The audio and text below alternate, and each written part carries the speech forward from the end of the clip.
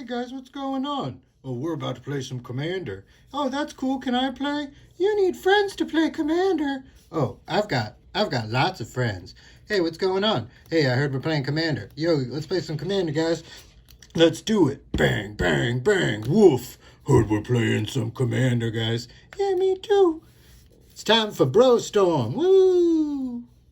Selvala Heart of the Wilds is a deck based all around insane mana generation.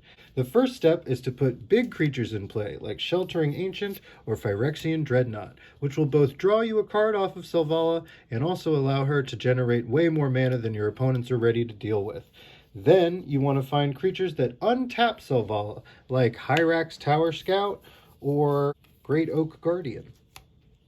Once you've got this little engine set up, you want utility creatures like Temur Sabertooth or the incredible Kogla the Titan Ape, some would say the deck's secret commander, to allow you to create infinite mana using Selvala. Once you've got a combination of these pieces in play, you can cast giant game-winning spells like Finale of Devastation, or use Eternal Witness and Kogla to cast Beast Within an infinite number of times, destroying everyone's permanents and replacing them with 3/3 beasts.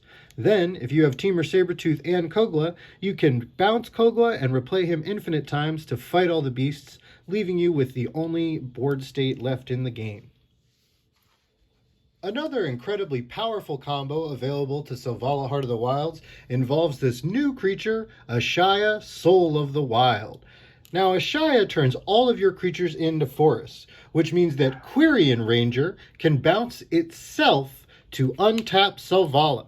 Assuming you have enough creatures and lands in play, Ashaya ought to be the biggest creature in play. So if you can generate infinite mana with Selvala, then you can bounce your Ashaya back to your hand, replay her to trigger Selvala, and hopefully draw your deck. Selvala runs Snow-Covered Forests because of the uncounterable removal spell that is Mouth of Ranum. Two lands that care about elves are Wirewood Lodge and Cavern of Souls, Ancient Tomb, Castle Garenbrig, Nykthos, Shrine to Nyx, and of course, Gaia's Cradle. Cheating any of these into play with crop rotation at instant speed can give you just the edge you need to close the game out. In terms of utility lands, Emergence Zone gives us the flexibility of instant speed creatures. Homeward Path protects us from annoying effects like the Gilded Drake. War Room is an efficient draw engine that's nice and cheap. Finally, we run Turn Timber Symbiosis. Even though these lightning bolt lands don't seem super exciting, being able to dig 7 deep during a very long and grindy attrition game against multiple stacks opponents means cheating super powerful creatures into play when they aren't expecting it. Selvala's ramp suite is no joke. She uses enchantments, artifacts, and cute little mana dorks to supercharge herself and allow her the biggest and most explosive plays at the table faster than anyone else. Utopia Sprawl, Wild Growth, and Carpet of Flowers can help shore up any tricky opening hand. All of these artifacts, Soul Ring, Mox Diamond, Chrome Mox, Mana Crypt, and Jeweled Lotus especially, give you Selvala and big fat friends to help make her generate tons of mana very quickly. Finally, this elf suite, Elvish Mystic, Llanowar Elves, Arbor Elf, Findhorn Elves, Boreal Druid, Priest of Titania, and Karametra's Acolyte give Selvala the backup she needs to help clog the board and protect her life total while she gets her ducks in a row. Birds of Paradise is too good to pass up.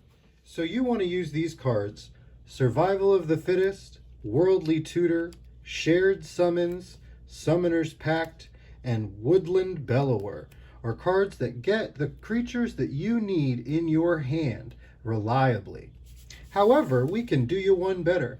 Cards like Crop Rotation actually tutor things directly into play, and being able to cheat one of your ritual lands for a big boost of mana, or get that Cavern of Souls and ensure that Selvala hits the field, these directly into play tutors can make the biggest difference in any game of Commander.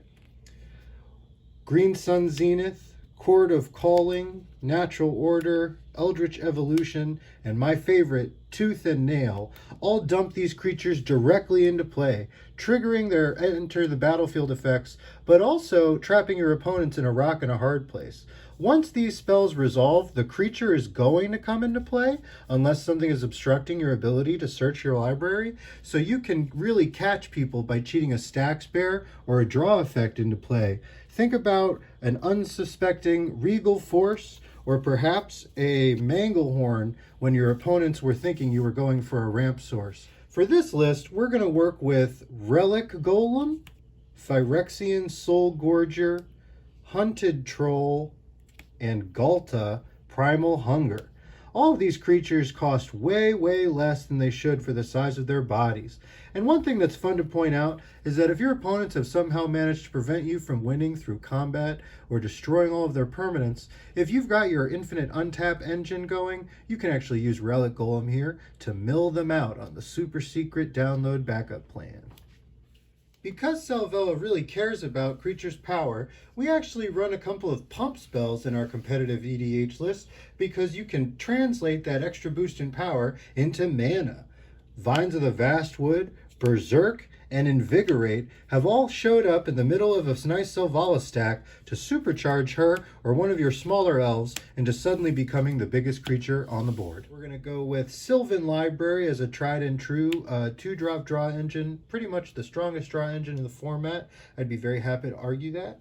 Life's Legacy, Greater Good, and Momentous Fall are 3 draw engines that require you to kill one of your own creatures, sacrificing it to the card in order to draw up to its power. These are incredible in Selvala when you're drawing 6, 12 cards at a time off of one of your giant Selvala creatures. You can't underestimate how powerful these sacrifice draw effects are. Then you've got cards like Soul's Majesty, Return of the Wild Speaker, Garruk Primal Hunter, Rishkar's Expertise, and even Regal Force. These cards allow you to draw up to the largest creature's power on the board, or in the case of Regal Force, the number of creatures you have in play. Because tapping Selvala is where we get all of our mana from, we want lots of ways to rebuy her ability. Beautiful and versatile cards like Scrib Ranger, Benefactor's Draft, Wirewood Symbiote, Umbral Mantle, and of course, Staff of Domination. Let you rebuy her mana generation ability over and over again. Some interactive permanents that you can use are Sylvan Safekeeper, which keeps all of your elves safe at the cost of your lands. Allosaurus Shepherd makes all of your spells in your deck uncounterable and gives you an alternative win condition. Remember that you can boost all of your elves to 5/5s in case no one's got other creatures in play in order to make Selvala pump them up and give you some mana that you might need. Kenrith's Transformation is an aura that allows you to neutralize an opponent's commander without sending it back to the command zone, and it replaces itself. Scavenging Ooze, super relevant in a strong Underworld Breach meta. And of course, Collector Oofy, an incredible 2-drop all-star that doesn't really interrupt us too much because we're only running a small handful of artifacts anyway. Manglehorn is another great way to hate on your opponent's artifacts, and it's important to remember that Manglehorn nerfs Dockside Extortionist by forcing all of the treasures into play tapped. Selvala isn't exactly helpless on the stack either, with key spells like Veil of Summer, Autumn's Veil, and Nature's Claim. She might have something important to say if you're going to try to stop her in the middle of her combo. One last card I'd like to bring up is the beautiful Hail Mary that is Genesis Wave. Sometimes you don't have the draw spell you need, but Genesis Wave is there to help completely change the state of the game. Depending on how much mana you can throw into this Genesis Wave, you might be able to dump half or even your entire deck straight into play. Let's test some sample hands, shall we? Alright, first 7 off the top. We've got Turn Timber, Land of War, Worldly Tutor, Snow-Covered Forest, Boreal Druid, Scavenging Ooze, and Cradle. Seems like a snap keep. We've got a Worldly Tutor to go set up anything we need, and so much mana that we don't even really need Selvala to go off, honestly. So this seems like a very easy turn 1 dork into setting up Worldly Tutor, maybe even casting it on my upkeep before my draw step. Yeah, this is an awesome opening hand. All right, next one. All right, our second sample hand, Umbral Mantle, Snow-Covered Forest, Turn Timber, Hunted Troll, Great Oak Guardian, Rishkar's Expertise, and Tooth and Nail.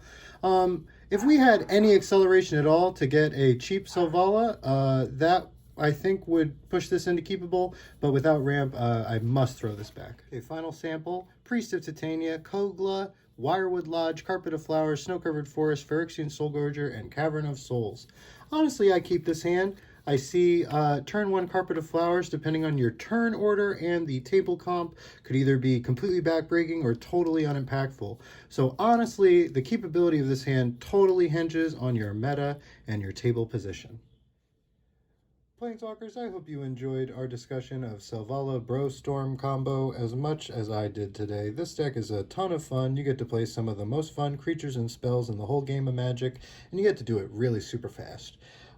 Please, if you enjoyed this video, like and subscribe, and come back next time for another 10-minute tech.